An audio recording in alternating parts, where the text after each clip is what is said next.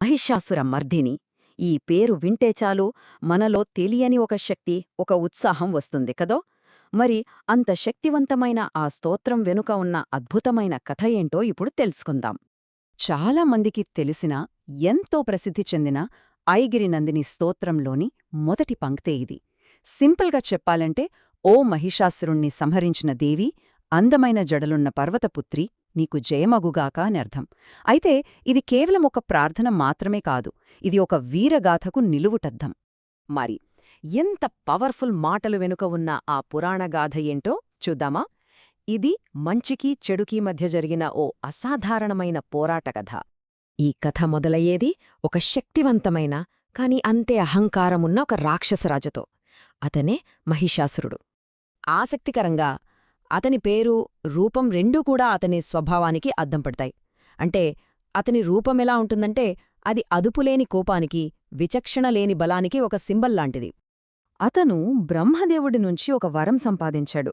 అదేంటంటే, ఏ దేవుడు కాని, ఏ మగవాడు కాని తనని ఓడించలేడు.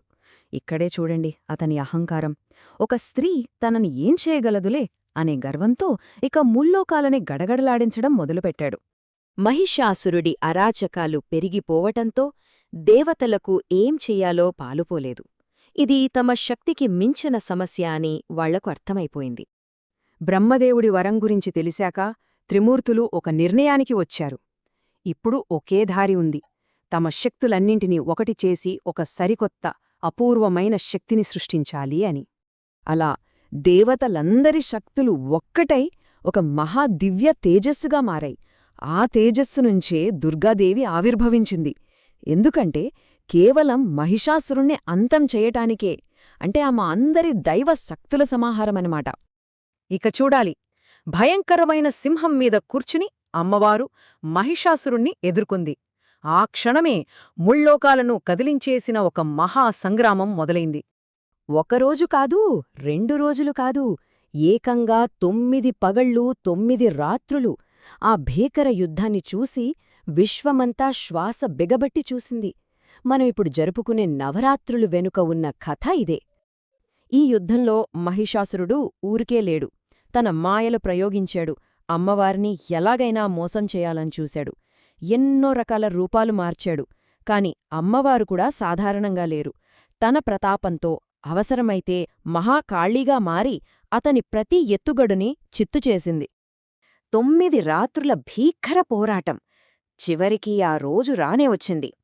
10వ రోజున ఆ మహాయుద్ధం అంతిమ ఘట్టానికి చేరుకుంది. అంతే, అమ్మవారు తన త్రిశూలంతో మహిషాసురుణ్ణి సంహరించింది. అతని పీడ విరగడైంది. ఆ విజయాన్ని చూసి దేవతలు ఆనందంతో పూలవర్షం కురిపించారు. అప్పట్నుంచి ఆమె మహిషాసుర మర్దిని అయ్యింది.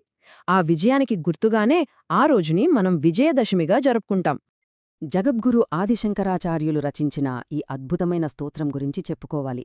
ఇది కేవలం ప్రార్థన కాదు, అదొక రన్నింగ్ కామెంటరీ లాంటిది. యుద్ధం ఎలా జరిగిందో కళ్లకు కట్టినట్టు వివరిస్తుంది. ఈ లైన్లో చూడండి, శత్రువుల ఏనుగుల తలలని అమ్మవారు ఎలా ముక్కలు చేశారో వర్ణిస్తున్నారు. నిజానికి ఈ స్తోత్రంలోని ప్రతి ఒక్క శ్లోకం ఆ యుద్ధంలోని ఒక ముఖ్యమైన ఘట్టాన్ని మన కళ్ల ముందుంచుతుంది. అంటే ఆమె విజయాన్ని అక్షరాల్లో బంధించి శాశ్వతంగా నిలిపారన్నమాట. సరే, ఇప్పటిదాకా కథ చూశాం. కాని ఈ మహిషాసుర మర్దిని కథ కేవలం ఒక పురాణం మాత్రమే కాదు. దీని వెనుక మనందరి జీవితాలకి సంబంధించిన ఒక చాలా లోతైన అర్థం కూడా ఉంది. ఈ కథ మనందరికీ ఎందుకంత స్ఫూర్తినిస్తుందంటే, అది మనలో ప్రతి ఒక్కరిలో జరిగే ఒక అంతర్గత పోరాటాన్ని చూపిస్తుంది. ఎలాగంటే, మహిషాసురుడు మనలో ఉండే అహంకారానికి, అజ్ఞానానికి ఒక సింబల్. మరి దుర్గాదేవి ఆ అజ్ఞానాన్ని జయించే జ్ఞానానికి, ఆత్మశక్తికి ప్రతీక. అందుకే కదా మనం ప్రతి సంవత్సరం నవరాత్రి ఉత్సవాలు జరుపుకుంటాం. అవి చీకటిపై వెలుగు సాధించిన ఆ అంతిమ విజయాన్ని మనకు మళ్లీ మళ్లీ గుర్తుచేస్తాయి. చివరగా ఈ కథ మనకోసం ఒక శక్తివంతమైన ఆలోచనను మిగిల్చి వెళ్తుంది. అదేంటంటే, మనలో ఉన్న అహంకారం, అజ్ఞానం అనే మహిషాసురుణ్ణి జయించాలి అంటే మన అంతరంగంలో ఉన్న దైవశక్తిని మేల్కొల్పాలి. అదే కదా అసలైన విజయం.